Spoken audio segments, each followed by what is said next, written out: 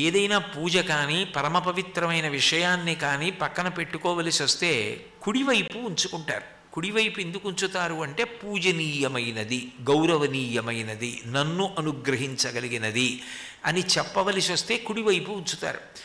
మహాభారతం విరాట పర్వంలో అర్జునుడు యుద్ధానికి వెడుతూ ఉత్తర కుమారుడితో చెప్తాడు, భీష్మ ద్రోణాది మహావీరులు ఉన్నారు, వాళ్ళందరూ కూడా నాకు గురుస్థానీయులు, అందుకని వెళ్ళేటప్పుడు రథాన్ని వాళ్ళు నాకు ఎడమవైపు ఉండేటట్టుగా రథం నడపద్దు, వాళ్ళు నాకు కుడివైపు మాత్రమే ఉండాలి, ఎందుకనంటే వాళ్ళు నాకు గురుస్థానీయులు, వారి గౌరవం తగ్గకూడదంటాడు. ప్రదక్షిణం అంటే ఎప్పుడూ కుడివైపు ఉంచుకుంటే ప్రదక్షిణం అంటారు. నేను ఇప్పుడు ఇలా నడిచి వెళ్ళాను అనుకోండి, ఈ ఆసనం నాకు కుడివైపుకు ఉంటుంది, నేను మళ్ళీ ఇలా నడిచి వచ్చాను అనుకోండి ఎడం వైపుకి వస్తుంది. కాకుండా చుట్టూ తిరిగాను అనుకోండి ఎప్పుడూ కుడివైపుకే ఉంటుంది. ప్రదక్షిణం ఎందుకు చేస్తారంటే, మీకు నేను ప్రదక్షిణం చేస్తున్నాను అంటే దాని అర్థం ఏమిటంటే మీ వలన నేను ఉద్ధరింపబడాలి, నన్ను ఉద్ధరించగలిగిన శక్తి నీకుంది కాబట్టి నీ చుట్టూ గుండ్రంగా తిరుగుతున్నాను. ఈ తిరిగేటప్పుడు నా భావజాలమంతా నీ ఎందుంచుతున్నాను. తేలిక మార్గం నామస్మరణ చేస్తూ, నామము చెప్తూ, అంతటా పరదేవతనే దర్శనం చేస్తూ ఆ కొండ చుట్టూ తిరుగుతారు. ముందు శరీరంతో ప్రారంభం, ఆ తర్వాత మంచి పుస్తకాలు చదవడం, ఇవన్నీ చేస్తూ వెళ్ళగా వెళ్ళగా వెళ్ళగా వెళ్ళగా ఆ తల్లి మహాకాళీ స్వరూపమై దుర్గుణములను తీసేయడం మొదలు పెడుతుంది. ఒక్కొక్క దుర్గుణం వదిలిపెట్టేస్తుంది. వదిలిపెట్టేస్తే ఇప్పుడు దుర్గుణములు పోయినంత మాత్రం చేత సార్థక్యత ఎలా కలుగుతుంది? సద్గుణములు కలగాలి. ఇవి పోయిన స్థానంలోకి మంచి గుణాలు రావాలి. ఈ మంచి గుణములు రావడం అదే పరదేవత, మళ్ళీ ఎవరో కొత్తగా తీసుకొచ్చి పెట్టడం ఉండదు. మళ్ళీ 3 రోజులు దుర్గమ్మ చుట్టూ తిరిగితే ఇంకో 3 రోజులు ఇంకో దగ్గరికి వెళ్ళాలండి అని ఉండదు. ఆ దుర్గమ్మయే మహాకాళీ స్వరూపమై దుర్గుణములను తీసేస్తే ఆ దుర్గమ్మయే మహాలక్ష్మీ స్వరూపమై సద్గుణములను నింపుతుంది. అందుకని తర్వాత 3 రోజులు ఆరాధన. ఏం 3 రోజులు ఎందుకండి, 4 రోజులు ఉండకూడదా, 5 రోజులు ఉండకూడదా అంటే, సనాతన ధర్మంలో ఎప్పుడైనా సత్యం అని చెప్పవలసి వస్తే 3 మార్లు చెప్తారు. రామాయణంలో నేను సీతమ్మని రాముడికి ఇచ్చి వివాహం చేస్తాను, ఊర్మిళని లక్ష్మణస్వామికి ఇస్తాను అని చెప్పవలసి వస్తే జనక మహారాజు గారు తిర్దదామి న సంశయ అంటాడు. 3 మాటలు నేను ఇస్తున్నాను ఇస్తున్నాను ఇస్తున్నాను అంటున్నాను. ఇలా అంటున్నాను అంటే నసంశయ, ఇందులో అనుమానం లేదు. ఏదైనా 3 మాటలు అన్నారు అంటే అది సత్యం అని గుర్తు. అందుకే ఆచమనం చేస్తే 3 మాటలు, మంగళసూత్రం గడితే 3 ముళ్ళు, శాంతి శాంతి శాంతి 3 మాటలు అండం. 3 రోజులు ఉపాసన చేశారంటే శ్రద్ధకి ఆవిష్కారం. ఈ చెప్పబడిన విషయమునందు నాకు అనుమానం లేదు. శాస్త్రస్య గురువాక్యస్య సత్యబుద్ధ్యావధారణ సాశ్రద్ధ కటితా సిద్భి యయా వస్తూపలభ్యతే అంటారు శంకరులు భాష్యంలో. శాస్త్రము చెప్పినది, గురువుగారు చెప్పినది తిరుగులేని సత్యం అని నమ్మకం కలిగి ఉండడం శ్రద్ధ. అందుకని 3 రోజులు ఉపాసన. 3 రోజులు ఉపాసన చేస్తే పోయిన దుర్గుణములు ఏమున్నాయో అవి మళ్ళీ వచ్చే అవకాశం ఉండదంటే ఇంకా 3 రోజులు చేసి ఇంక చెయ్యక్కర్లేదా అండి అని కాదు.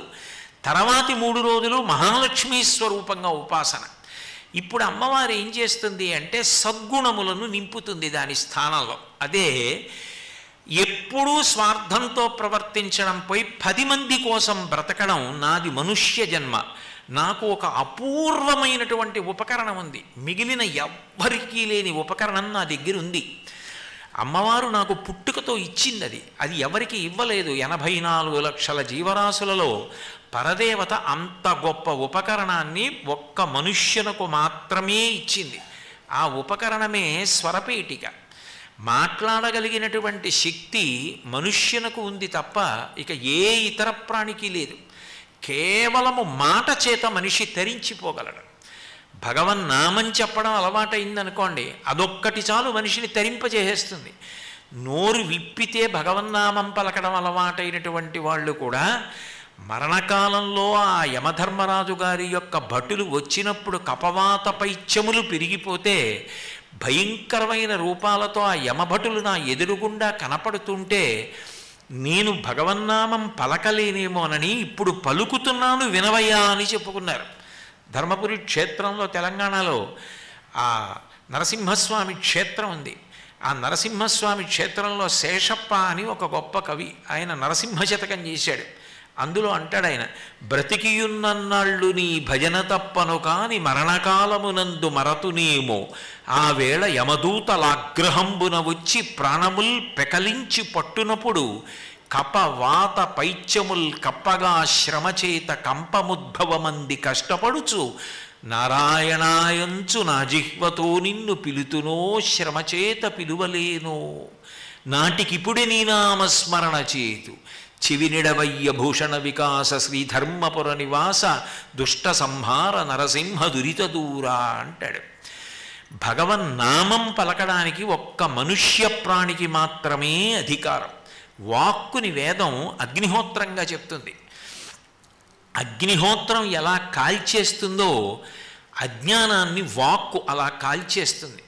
పెద్దల దగ్గరికి వెళ్ళినప్పుడు మంచి మాటలు రెండు చెవులు దొప్పలు చేసుకుని జుర్రుకుని వింటారు. నోటితో జుర్రుకోవలసింది చెవులతో జుర్రుకుంటారు. జుర్రుకుని విని లోపల జాగ్రత్తగా నిక్షిప్తం చేసుకుంటారు. ఎందుకని అంటే చెవులు భగవంతుడిచ్చినందుకు వినగలిగిన అదృష్టం, తెలుసుకోగలిగిన అదృష్టం మనిషికి ఉంది. భద్రం కర్ణేభిః శృణుయామ దేవాః అంటుంది వేదం. మా చెవులు భద్రముగా ఉండుగాక, మంచి విషయములు వినుగాక, మంచి మాట మాట్లాడుగాక. ఎంత కష్టంలో ఉన్నవాడు కానివ్వండి, మనం ధనం ఇవ్వక్కర్లేదు, మంచి మాట మాట్లాడితే శాంతిని పొందుతాడు.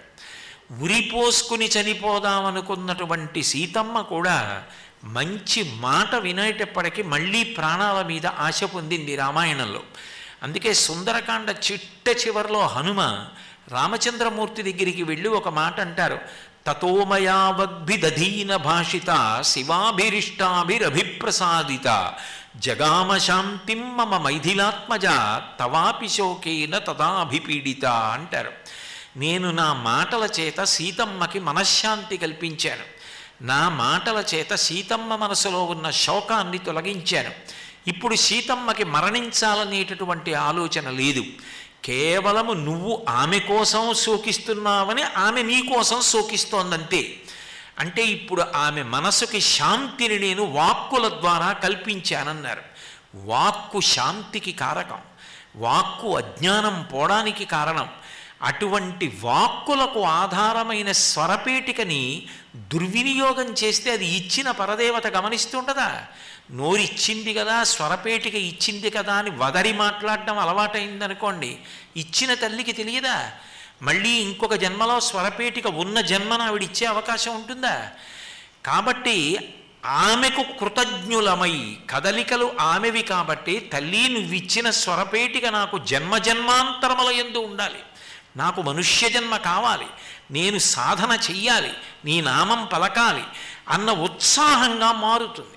అంటే దుర్గుణములు పోయి దాని స్థానములో సత్సంకల్పములు, సద్వినియోగం చేసుకునే లక్షణం. అది కామము విషయంలో జరుగుతుంది. క్రోధము అంటే వచ్చిన కోపాన్ని విడిచిపెట్టలేకపోవడం, ఇక అదే పనిగా పగపట్టి అవతల వాణ్ణి ఎలా పాడు చేద్దామని ఆలోచన చేయడం. అలా పగపట్టి ఆలోచన చేయడం చాలా ప్రమాదకరమైనటువంటి లక్షణం.